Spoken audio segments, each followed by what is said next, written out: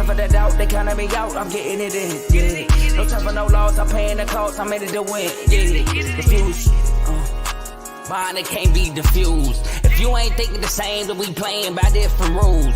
You can't see the vision, we living at different views. Until we complete the mission, keep getting up, never snooze. I walk the mile in my shoes, had the mind of a fool, chasing diamonds and jewels. Trust me, I was confused. Started minding my business and used my mind as a tool. Ended up finding my purpose and found the time to get to it. They told me I couldn't do it, they told me I couldn't make it. They sold it, could never break it. That's sadly mistaken. I need a piece of the pie, I want it so bad I can taste it. They told me like Toby, keep on running, toes they gon' take them. Refuse to lose, built to win, apply myself, I felt it in. No time for the doubt, they counting me out, I'm getting it in, yeah. No time for no loss, I pay for the cost, I'm in it to win, yeah. Refuse to lose, I'm built to win.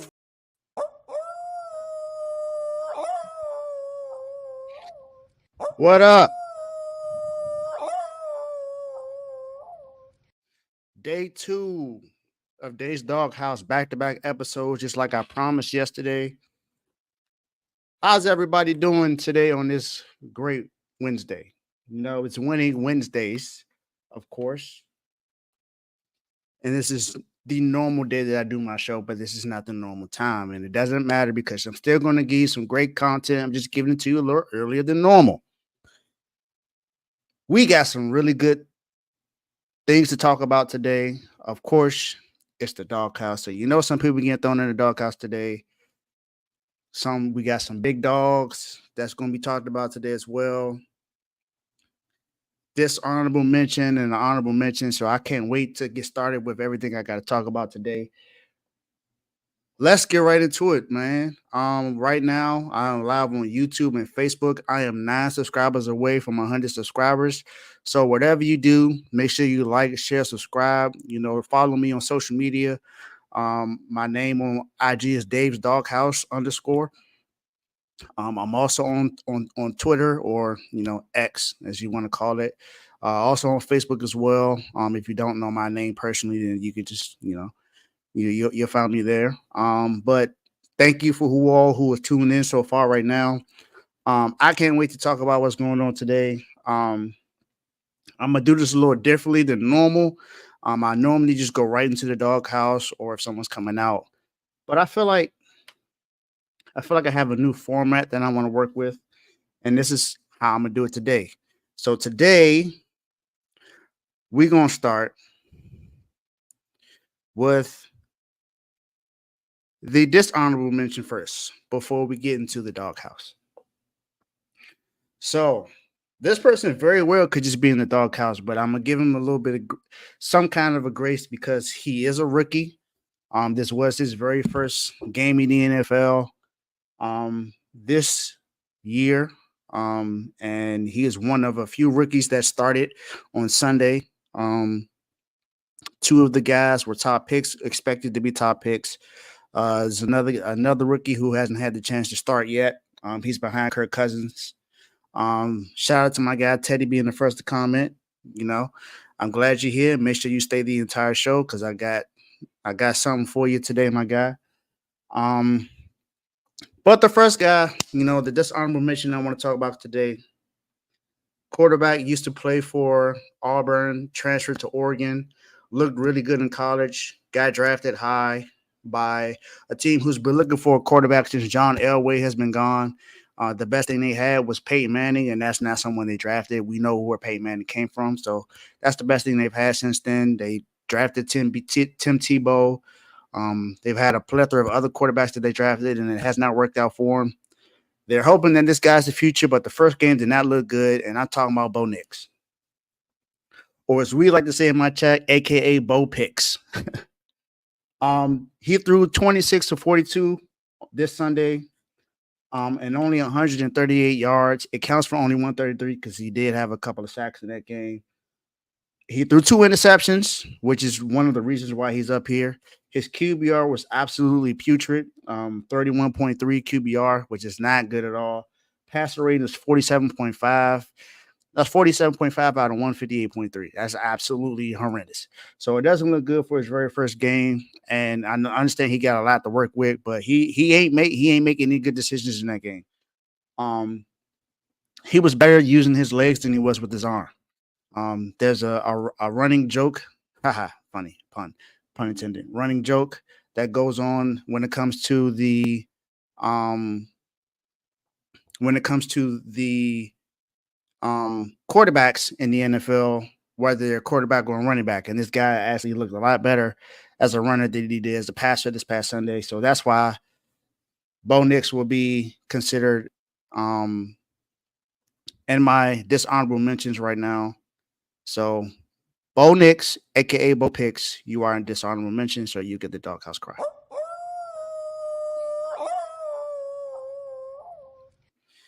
Now let's get right into it, and I start talking about those who will be receiving some puppy chow this week right now. But you guys give me 1 second.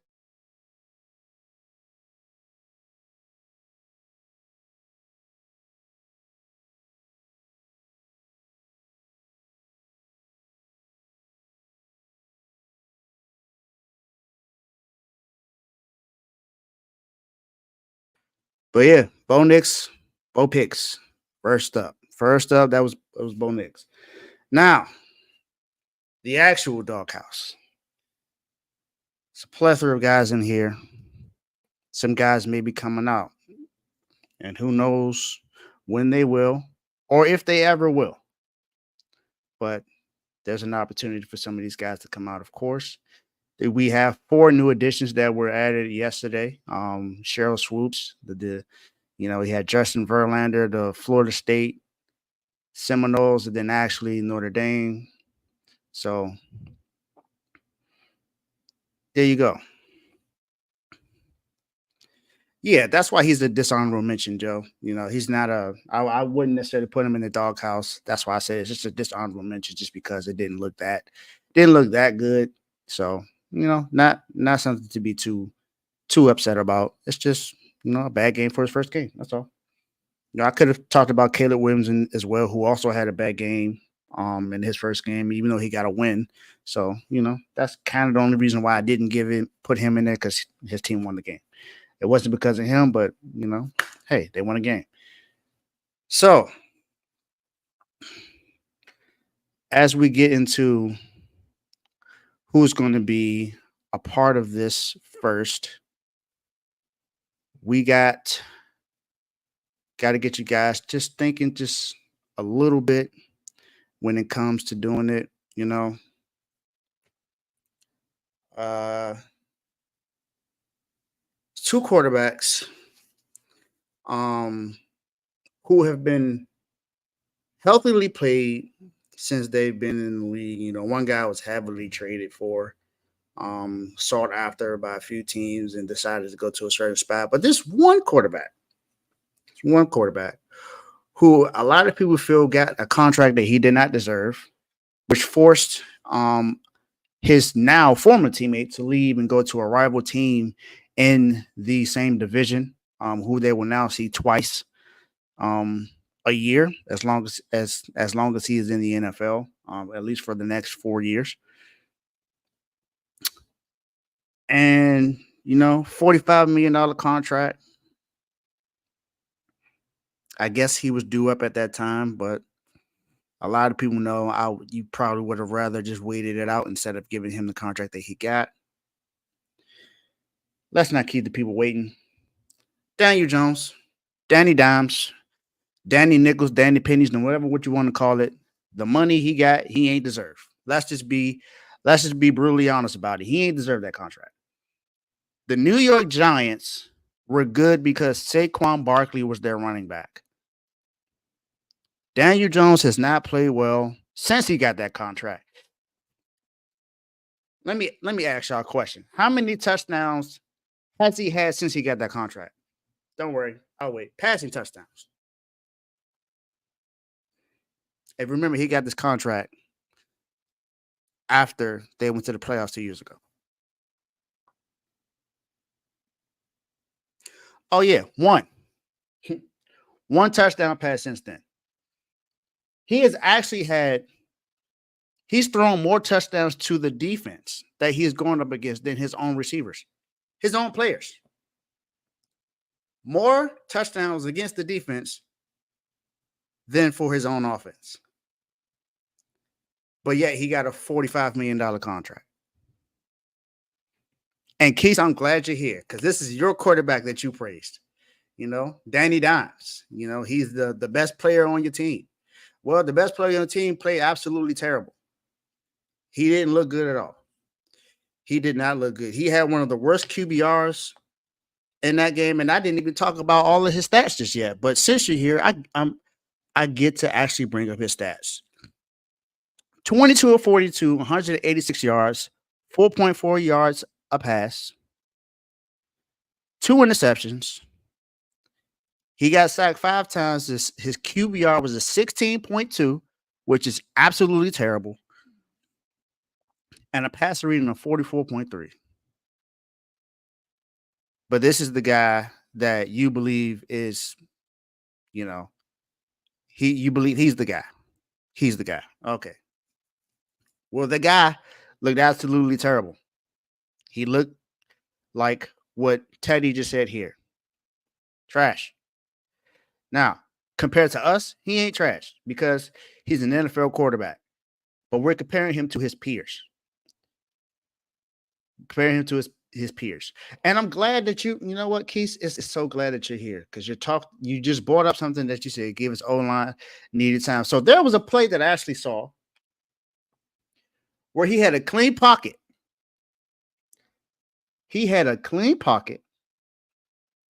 No pressure, and he still threw an interception in a triple coverage. Explain that. Clean pocket, no pressure. There was like 3 people, and he still threw a pick. Yeah, Joe Burrow played, but we know Joe Burrow don't play good.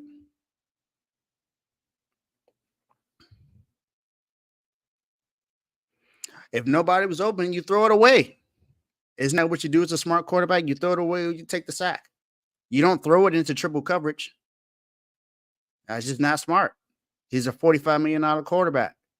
You got to make better decisions, Danny. That's why you're there. But don't worry. He ain't the only quarterback I'm going to be talking about. Don't worry. He's just the first one. And he looked absolutely terrible. Throw it away. You shouldn't have went for it on 4th down knowing that you got Danny Dimes as your quarterback. So that's a bad decision on day ball as well. I don't care what down it is. You don't throw it into triple coverage. That's just, it doesn't make sense. Doesn't make sense. It was a terrible decision to make. You throw it somewhere to where you try to force a call, or there you go. No, it's not all we talk about. We talk about everybody. It's just Danny Dimes is your quarterback. You said that he's the guy. You said he's the best player on the team. You said that Saquon didn't deserve the contract, that he should have been gone. I'm just going off of what you said. But Daniel Jones will be the first to give the call. Welcome to the doghouse and enjoy the puppy child, Daniel Jones. I got you in the doghouse.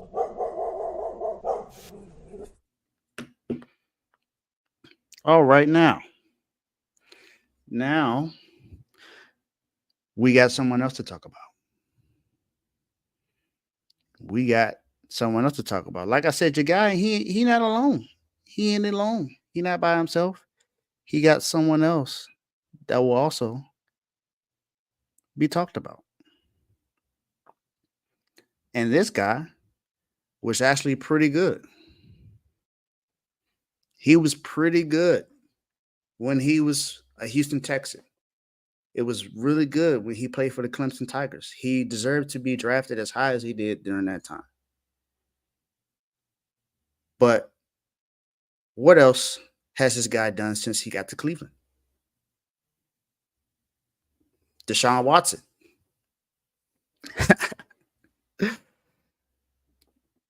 Or as people like to call him now, Massage Watson. That's just what I've heard. That's what I heard. That's what I heard. Um, so let's talk about your on the field production for one.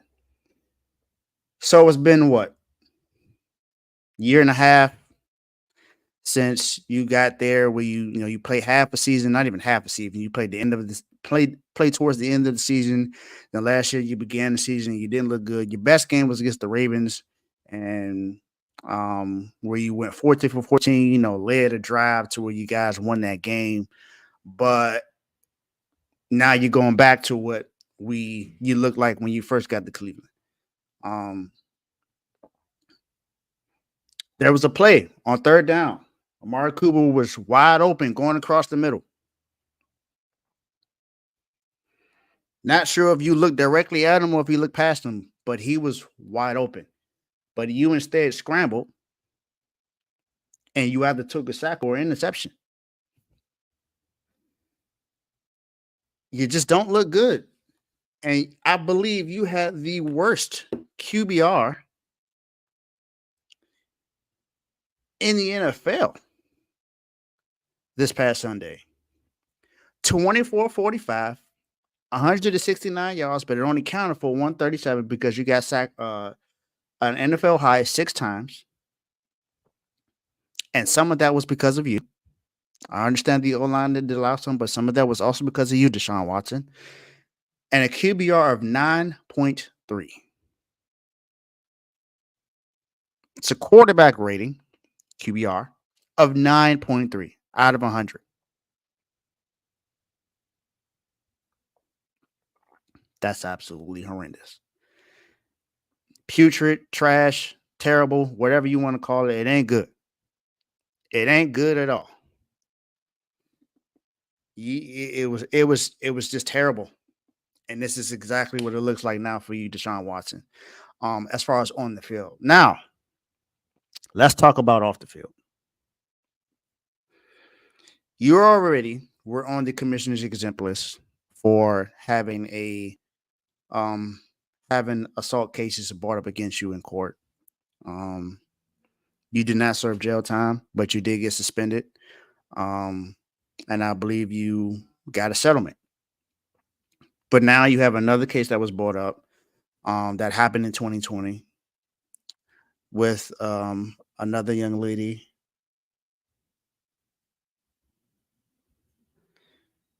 And it's just not, it's not what,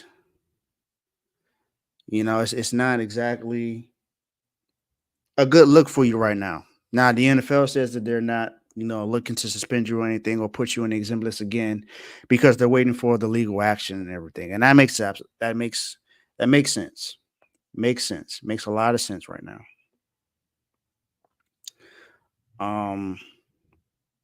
Oh, we got some NFL news that just happened. Free agent Killer Witherspoon is re-signing with the Rams. So you got that going right now for the Rams. They did have some injuries right now. He started all 17 games last year, but he was a free agent, and now he's right back. He had 3 interceptions, 2 forced fumbles, 2 fumble recoveries, and 14 pass breakups last year, which was his best season. And now he's back in LA. So LA, you got a corner that you're used to, who you got from us, but corner that you're used to, so he's back. But Deshaun Watson, I just think you should have made a lot of better decisions if all of these things actually happen. And it just seems to be crazy that this happened after you had a terrible game. And then the comparison between you and Baker, because Baker was there before you, and Baker looks much better than what you have since you've gotten to Cleveland. Maybe it's Cleveland. I don't know. Maybe Deshaun Watson needs a new scenery. I don't know.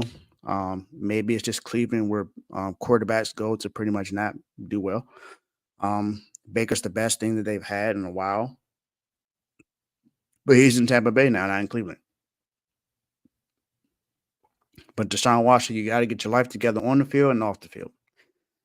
That's just what I have to say about you. And Deshaun Watson, welcome to a place that I think you're familiar with. Or if you haven't been there, but you are now. Um, you're in the doghouse. My guy, you're in the doghouse.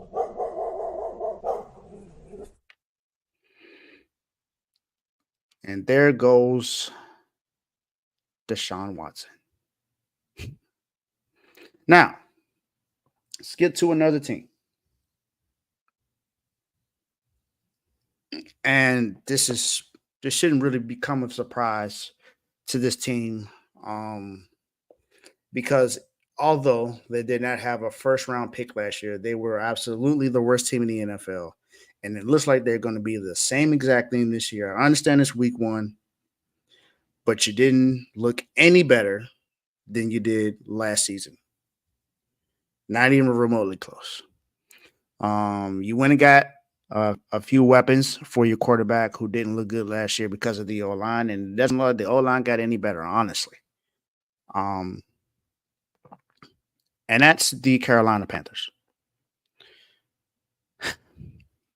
Carolina,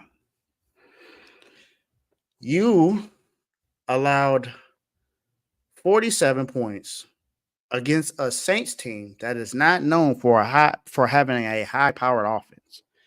Now, I do understand they have Alvin Kamara, Rashid Shaheed, who I think highly of, honestly. I think I predicted that him and Chris Olave will both go over 1,000 yards this year. That was a bold prediction of mine. But I didn't think anyone who picked the Panthers to lose this game thought that they would lose by 37 points to the New Orleans Saints. New Orleans Saints, like I said, is not known for having a high-powered offense, and they absolutely dominated you guys on Sunday. You guys were 1 of 10 on third down, 1 of 3 on fourth down. You only had the ball for about 21 minutes of time, so you didn't have time of possession at all. Only had 139 passing yards as a team, which was about 4 yards per play. Bryce Young threw 2 picks in that game. You had more drives than the Saints, but it just didn't go anywhere. It didn't go anywhere. You only got in the red zone twice, and you were able to score in the red zone one of those 2 times.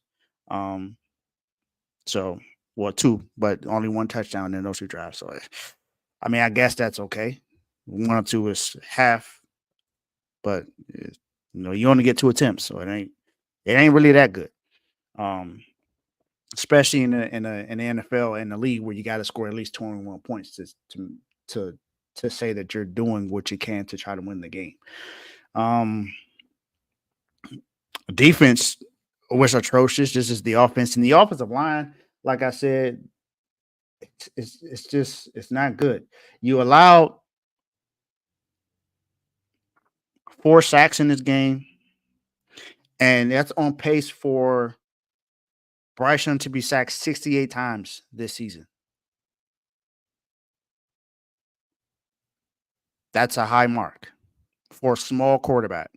He's already short, but he's not stocky either. So is he going to last the entire season with this offensive line looking this bad? The offensive line is so bad that when he tried to scramble out of getting a sack, his offensive lineman tackled him. His offensive lineman tackled him. And that's what happened in that play. So, the Carolina Panthers are just terrible. They're just bad. They just look bad. It's week 1. I get it. But it does not look promising at all right now at this very moment. Teddy, that's a good question. Bigger bust, Bryce Young or Jamarcus Russell? I think that is yet to be seen. Right now, we still have to say Jamarcus Russell, but Bryce Young is up there. If he doesn't play well this year, who knows what happens to him? Maybe he needs a new scenery. maybe he needs to go somewhere else. Who needs somewhere that needs a team that has an okay offensive line or something. I don't know where that might be. Because if you look at these other teams, who knows? I mean, maybe the Raiders. I don't know. Maybe he needs to go to Oakland. I mean, not Oakland, but to Las Vegas. Maybe he needs to go to the Raiders.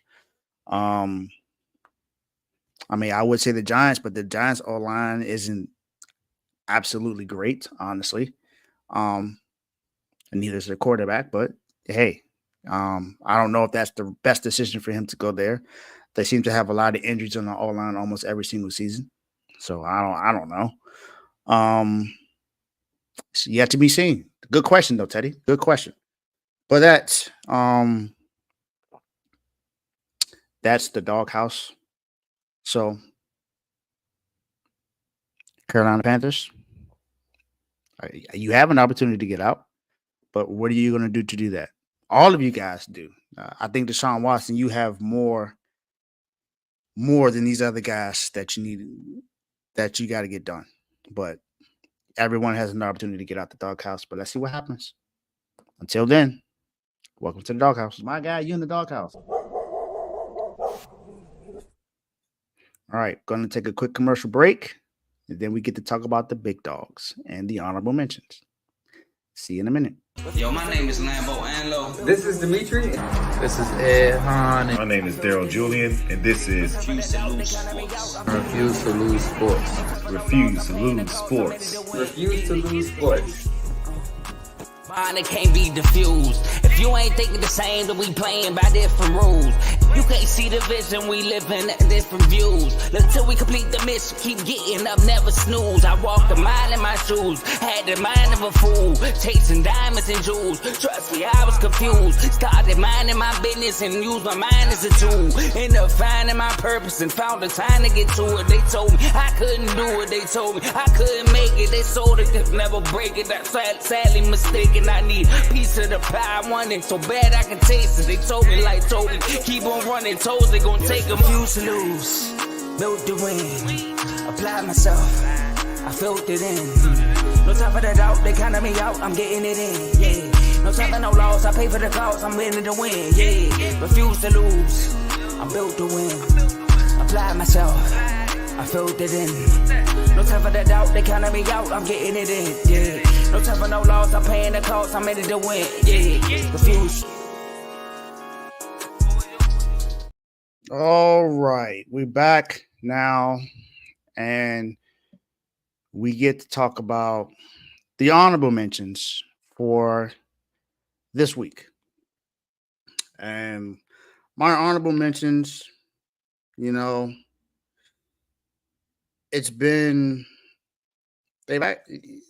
actually played pretty well. I talked about one of the guys' teams already. And the other guy,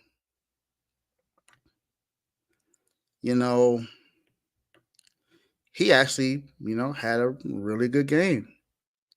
In a game where I didn't expect him to play as well as he did, but he also was coming off of an injury. And the only reason why he's here is because his team lost the game. And that's Anthony Richardson. Anthony Richardson, I think, is definitely someone who needs to be considered an honorable mention, where he only completed 9 passes and 9 out of 19. So it's not a great percentage, honestly, as far as when it comes to that. But he threw for 212 yards and 2 touchdowns, a pick. He was sacked twice, QBR of 87.5, and passer rating of 101.2. And you ask why? Why is he considered an honorable mention? Well, he threw 2 touchdown passes of 50 plus in this game. One of those passes, he didn't even step into the throw. If you look at the throw, he just launched it, and it was a dime to Ashton Doolin. 54-yard touchdown pass to him. And then he threw another one, which was 60 yards, to Alec Pierce, who had a pretty good game. 3 catches for 125 yards and a touchdown. Anthony Richardson also had a rushing touchdown. So he was responsible for 3 touchdowns in that game. And a very close game to the Houston Texans, who won that division last year. Um, I mean, of course, because the Jacksonville Jaguars squandered it. They pretty much tanked that year in the end and lost the division to to the Houston Texans. But the Indianapolis Colts are not a team to, you know, to sniff at.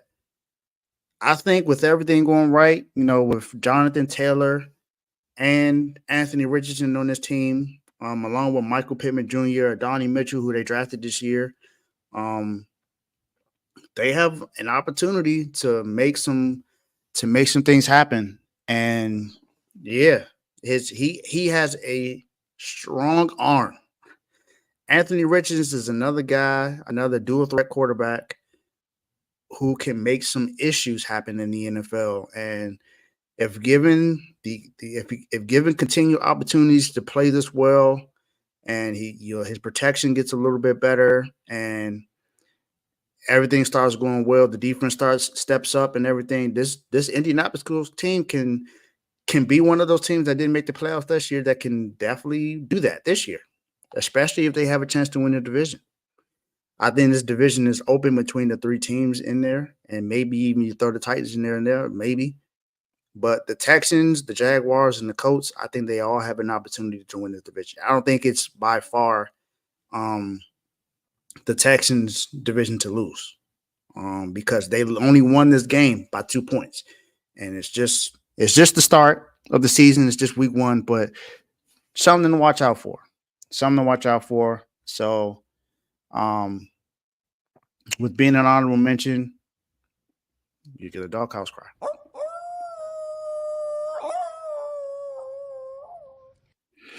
And then the other guy I want to talk about, like I said, I talked about his team already, but I feel like I should be talking about him now. And that is Derek Carr. We famously joke about this in the chat that Joe voted him to be the MVP a few seasons ago, and we all see that did not happen. Of course, I think that was 2 years ago, 2 or 3 years ago, where he thought that he was going to be the MVP of the year. That was after they got Devontae Adams, of course, and we all know how that season went for him. It wasn't MVP-esque in any shape, form, or fashion. However, he played a great game against a terrible team. The Carolina Panthers are in the doghouse for a reason. And that's one of the reasons why I didn't make Derek Carr a dog. It's because that team is just absolutely terrible. It's just bad. The team doesn't look like it improved in any way. Was it J.C. Horn, who was also hurt last year for the Carolina Panthers, came in that game, and he was talking trash. He was talking trash to Derek Carr, and Derek Carr said, "I got 3 touchdowns on you, 3 on you," and he threw 3 touchdowns in that game. I believe he had the, if not the highest or the second highest passer rating in the NFL, 142.5. His QBR was 84.9. He threw for 200 yards, 19 and 23, 3 touchdowns. He had a game. Rashid Shaheed had a 59-yard catch that he got from Derek Carr. He had 3 catches for 73 yards out of 5 targets, so he caught 3 out of 5. Foster Moreau had another touchdown that he threw to him. The Panthers defense was so bad it made Derek Carr look like he should be in the MVP conversation. That's how bad the Panthers defense was, and that's how great he looked on Sunday. So, Derek Carr, you are this week's honorable mention along with Anthony Richardson.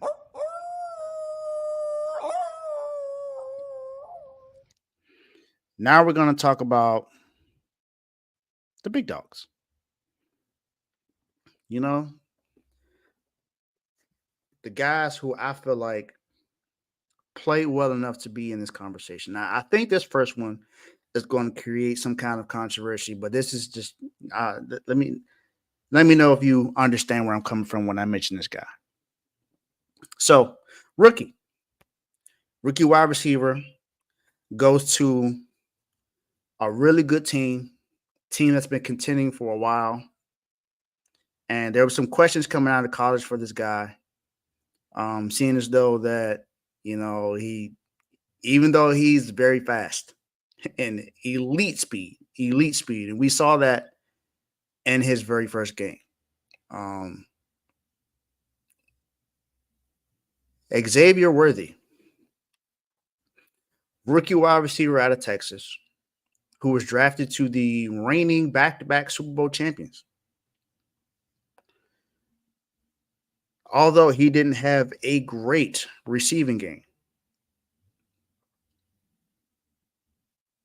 for me, he had a game that you can say that definitely helped this team win the game opening night in the AFC Championship rematch against the Baltimore Ravens. And this was a very great defensive team last year in the Baltimore Ravens, who were number 2 overall. One of the best passing defenses last year. And although he didn't have the best stats as a wide receiver in this game, because I could honestly, and I wouldn't be mad if someone said that Rashee Rice deserved the spots over him, because Rashee Rice had 7 catches for 103 yards, 14.7 yards a catch, and he had 9 targets. So Xavier Worthy wasn't targeted a lot. He wasn't. I'll be honest about that. But his very first touch in the game, he took it to the house on a 21-yard run on a reverse play call.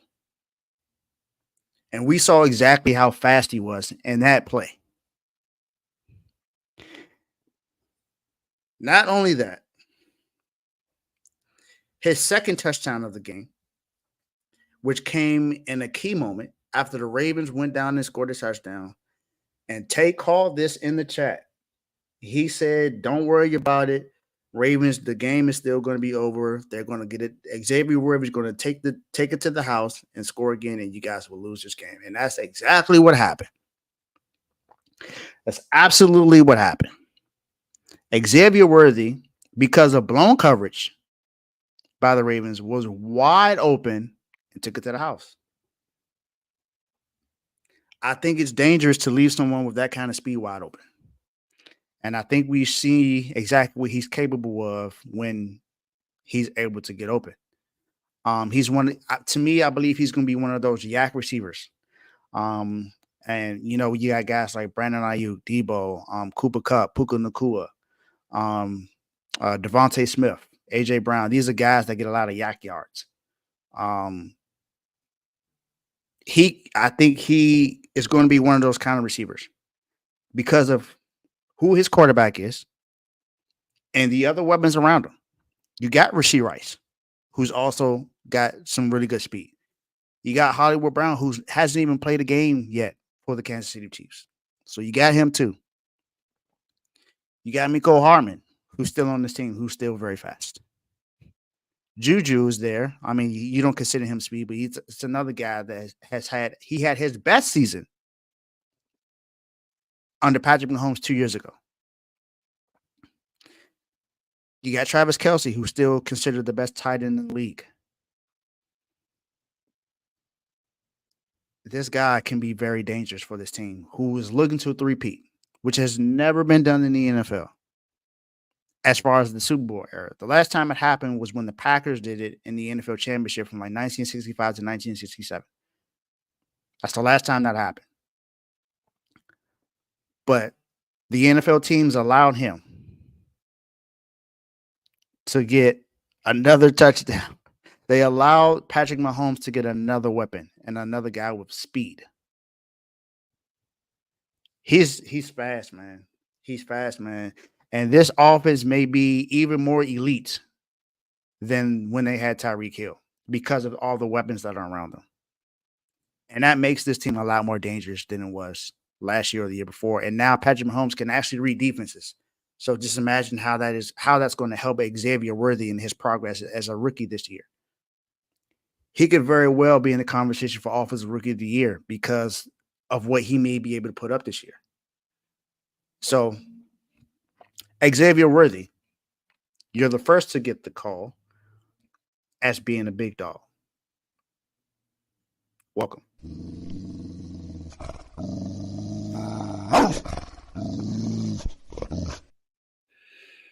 Okay. If you see my background, then you know who I represent. You know who my team is. So I think it's without question who I'm going to praise is right now. I talked about this guy 2 years ago. I knew exactly how good he could be. All I said was give him the opportunity to run. And this was before we traded for Christian McCaffrey 2 years ago. He was a rookie, just like Brock Purdy was 2 years ago. And I said, we have a running back that's back there. He just needs to be given the opportunity. Well, this year, with Christian McCaffrey being out, he was first considered questionable with the calf and Achilles injury. Now it's considered an Achilles tendonitis. Who knows when he's going to be able to play because he will not be playing week 2. Jordan Mason will be starting again. And this is why Jordan Mason is here. Because he showed out on Monday night where everyone could see it. It was the second most watched Monday night game in the last 19 Monday night games. Second highest watched game since then.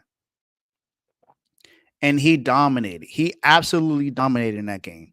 He had 94 yards rushing before contact.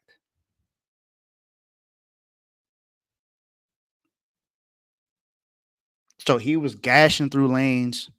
And this offensive line, which came into question this year because we didn't draft the offensive lineman in the first round where we thought we should have. Instead, we drafted Ricky Pearsall, and I continue to pray that he gets better because he had a devastating situation where he was shot when someone tried to take a Rolex from him. So I'm glad that he's doing healthy. He was actually on the sideline yesterday. Well, not yesterday, but Monday night, and they praised the officers, the first responders that helped him to make sure that he was okay. But Jordan Mason was just, it was bully ball Monday night. Jordan Mason had the game of his life.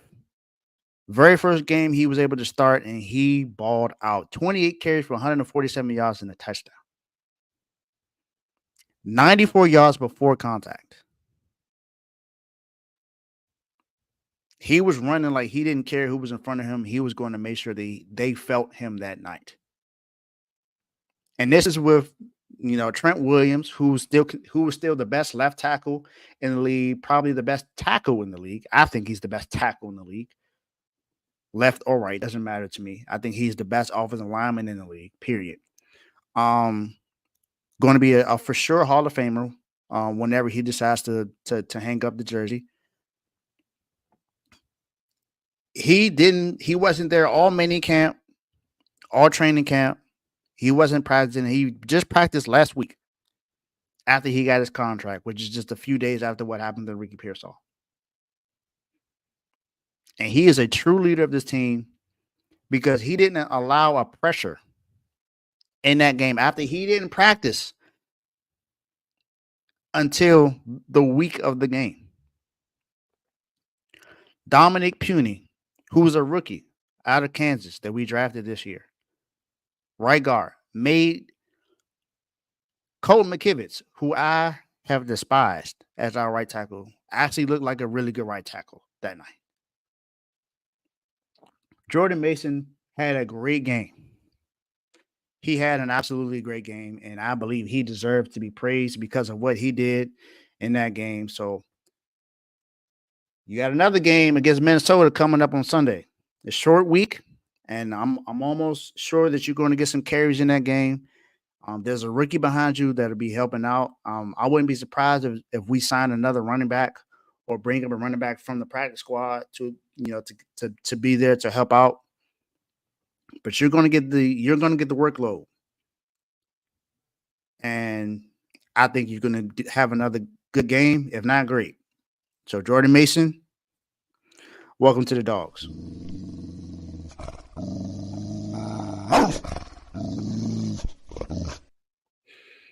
All right. I know this has been a heavy NFL topic doghouse today. But there are other sports that are still going on right now. And there are some that are very important. You know, WNBA is still going on. I had some WNBA ladies yesterday on my show. There's a lot of stuff going on in hockey right now, and F1 racing, and then soccer. But there's another sport that I'm a really big fan of. And we have a show on the network that covers that. BWT, Baseball with Teddy, my guy who's in the comments right now. But there's this one team who was being laughed at in the chat because they were 9.5 games out of the wild card spot. But at this very moment, they're 3 games out of the wild card spot, and they're 4th place in the wild card spot in the American League. And I know I talked about one of their players before, who was their ace, who very well is going to, I believe, will win the AL Cy Young this year.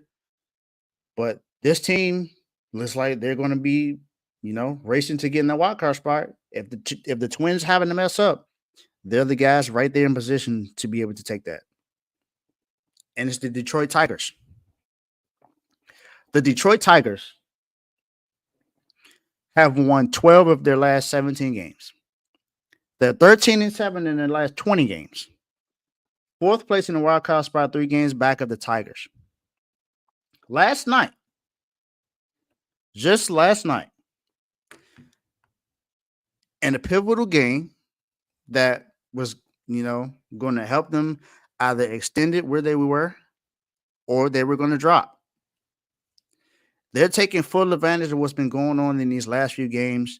They're one of the few teams. They're one of 3 teams. They're the only one of three teams that have actually been playing really well right now, and that's very important. Red Sox have dropped the ball.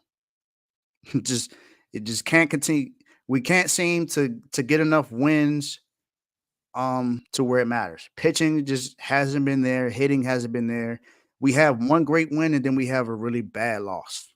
That's what happens. And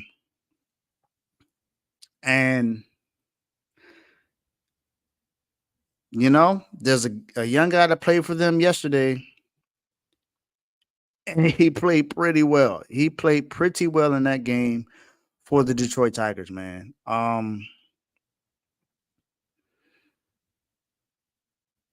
This young fella, man,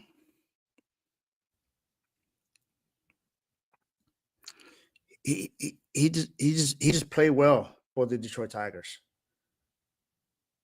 I couldn't believe what I saw when I saw it, but Kyler Montero at 9 innings pitched yesterday only allowed 3 hits, 0 earned runs, 0 walks. He had 5 strikeouts. He is the first Tiger to throw a shutout since 2021. Last 3 years, no one has done it since then. At 24 years old and 66 days, he is the 3rd youngest Tigers pitcher with a shutout in the last 20 seasons.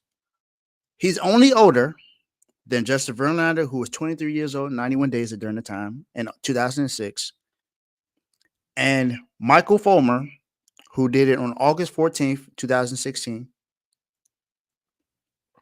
He was 23 years old and 152 days during that. He's only older than those 2 guys. And this young fella had an awesome game for the Detroit Tigers yesterday that are balling right now. They're looking like they're hungry and want a playoff spot. They made the decision to not trade their ace. And it looks like it's paying off well for them because this team is definitely in a position to be in the playoffs if the Twins just happen to lose some games. And there are other teams up there right now, but the Twins are the team that they're closest to. Like I said, the Twins have a 3-game lead right now, but the Tigers are right there. Tigers are right there in the 4th spot that can definitely elope them if the Twins just happen to go on a losing streak. No, the Twins have another series against the Red Sox coming up. They lead the series right now 2-1. If they happen to lose that, the Tigers would take that spot because the Tigers hold the tiebreaker with the Red Sox because of the division record and head-to-head. So the Tigers right now look like a dangerous team in the AL. So Detroit Tigers, Carl, I know you're going to see this soon. I'll at least let you know, but they balling and they deserve some praise. So welcome to the Dogs.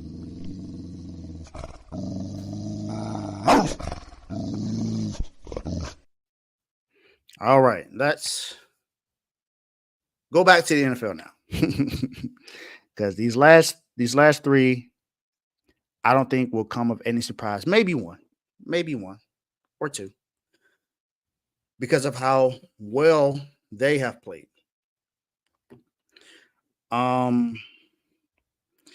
This other guy, I talked about his replacement in Cleveland already. If you see him here, he is now in Tampa Bay. He was the replacement for Tom Brady, who actually won a Super Bowl for the Tampa Bay Buccaneers just a few seasons ago before he retired. Baker Mayfield. Baker Mayfield had the best game out of anybody on Sunday. The best game as a quarterback. He completely balled out. Now, it is against the Washington Commanders, who have not been good the last few seasons. They did have the number 2 overall pick this year, and they got their quarterback in Jaden Daniels, who's looking like he's going to be the future for those guys.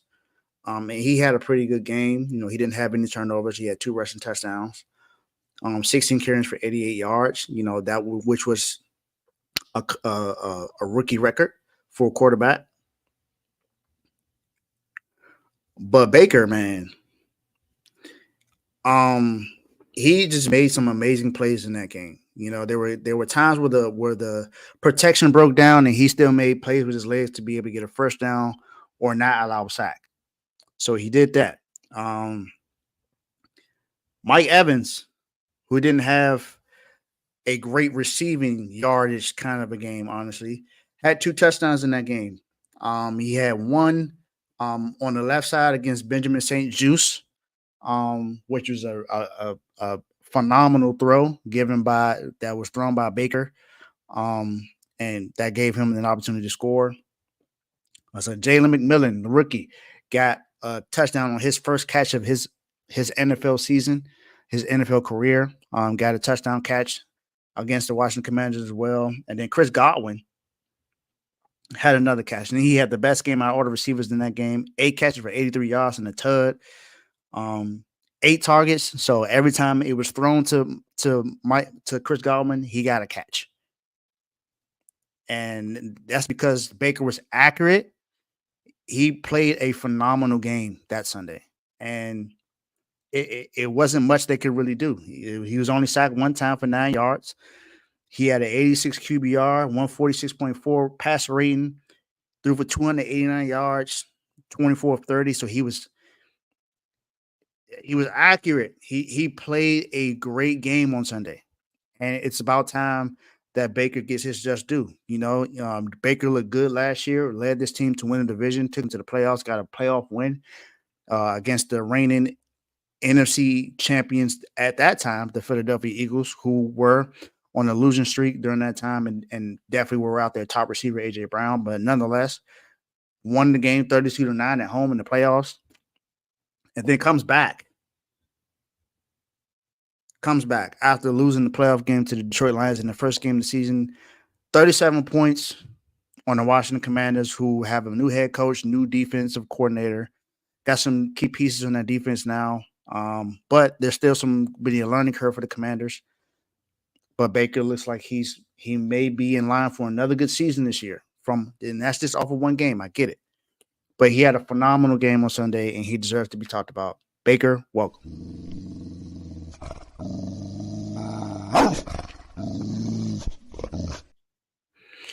And then just seems to be a recurring theme right now when it comes to some of these guys that are here. um, Daniel Jones is in the doghouse because he got paid when his former teammate should have gotten paid. But instead, he has to play this guy now twice a season, as long as he's the quarterback of the New York Giants. Who knows if he may still be that by the end of the season? Who knows? Don't know. But this is also the same team where Brian Daboll questioned Jaden Daniels if he really wanted to be in New York. I think the question should have been, do you want Jaden Daniels? Because I think you need a quarterback because Daniel Jones is not the answer. But you also don't have a phenomenal running back because he is now with the Philadelphia Eagles. Saquon Barkley also had a great game. He is responsible for 3 touchdowns in his very first game with the Philadelphia Eagles. 24 carries for 109 yards and 2 touchdowns. Now, most people would like to say that he gets a lot of like gas yards and then maybe 2-3 yard plays. No, he actually averaged 4.5 yards a carry in this game. He had one long run for 34 yards, yes, but he was still gashing this defense. He really was. He also had a touchdown catch, 2 targets for 23 yards. He caught both of those, of course, and he had a touchdown. So what Joe has said multiple times, the most talented running back in the league, I believe that's the tie between him and Christian McCaffrey. But hey, that's just me. That could be the bias in me being a 49ers fan. But, when I look at it, I think they both pretty much do the same thing well. But Saquon Barkley could very well be the offensive player of the year if he continues to have games like that. Now, not every game is going to be like that, but if it's consistent, then I think it'll be hard to not give him the offensive player of the year award at the end of the season if he plays like this. And a team that's already loaded. You got Jalen Hurts, who is an all-pro quarterback. He just was 2 years ago. He did have some turnovers in the game, which is very questionable. He had a fumble that wasn't necessarily his fault because that was on the center. Let's be honest about it. But he had 2 bad picks. He could have thrown 4. If you didn't watch Unfazed last night with Joe and AJ, you might want to tune into that because you'll see AJ have a little spill about that. And his QBR wasn't really that good. His passer rating was okay. But Saquon Barkley had a phenomenal game. And if you want to say that someone was the MVP for that game, it's Saquon Barkley. I think that's without question. He was the MVP on my fantasy team, but my team lost, so let's not talk about that. And it's crazy. He averaged 4.5 yards. I got 45 points and still lost. Wow. AJ Brown had a pretty good game. He had 10. He caught 5 out of 10 targets, 119 yards in the TUD. This was a phenomenal game by Saquon, and he led this Eagles team that won 34-29 at home in Brazil. It was a home game in Brazil, but they won that game. Saquon just dominated, and it was a great showing of him in his first game with the Eagles. And if this happens, watch out. So Saquon Barkley, I mean, your last name is Barkley, so it's only right that you get dog. You're considered a dog.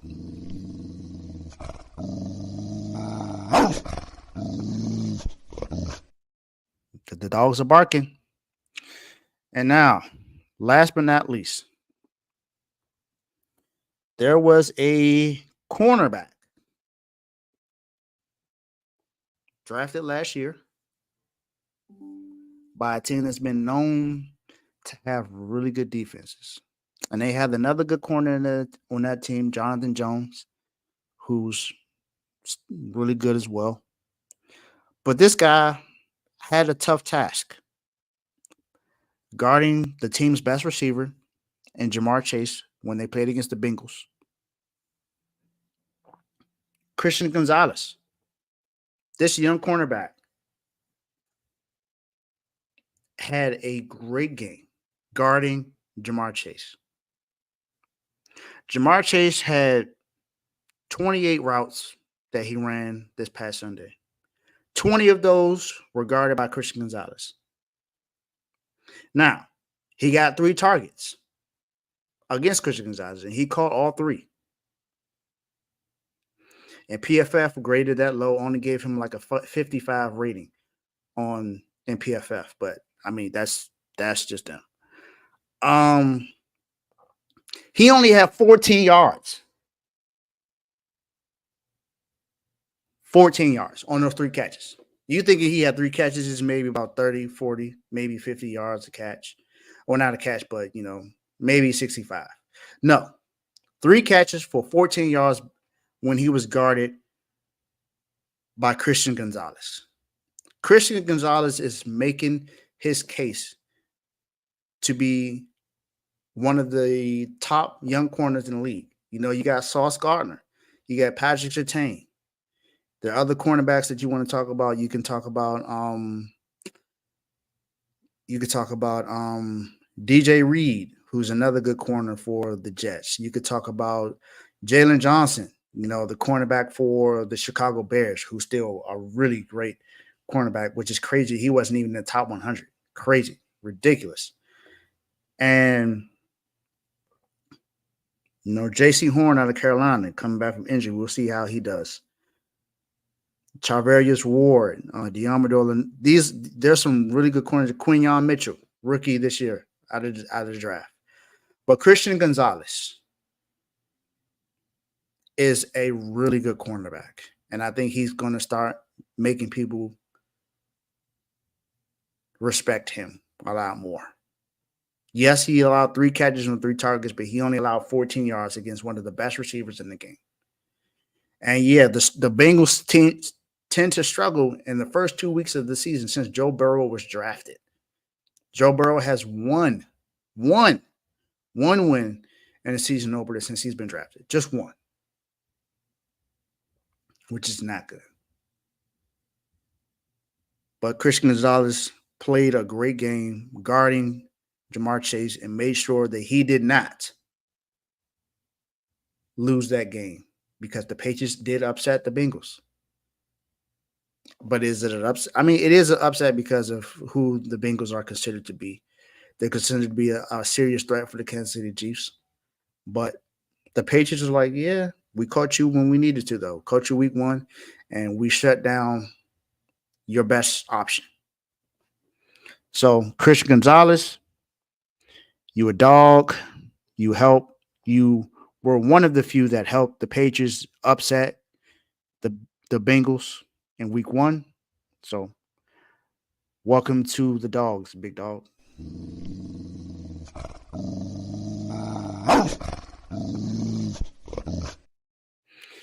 And that concludes Dave's Doghouse for this week. Make sure you tune into the other shows that will happen for the rest of this week. R2L will return tomorrow at 7 p.m. Eastern Standard Time. Again, make sure you like, share, subscribe to the channel. I am 9 subscribers away from 100. We're just a few hundred away from 2K on the R2L channel. So make sure you like, share, subscribe, and become a member. Make sure you hit member in the comment section. We have IG chats there. So if you want to join the IG chat, you have to become a member. We have plenty of other, chats. We got NFL, NBA, college basketball, college football, WNBA, soccer, baseball, hockey. We have a lot. So if you want to join one of those chats, you want to join the R2L VIP chat, you got to be a superstar member at least. But join the IG chats if you want to be there, but become a member first. Hit member in the comment section. Let us know what your IG name is. We'll find you, send you the link so you can become a member today. Until then, though, thank you guys for tuning in for another great show. Appreciate you guys for being here, and I will see you guys tomorrow. Peace.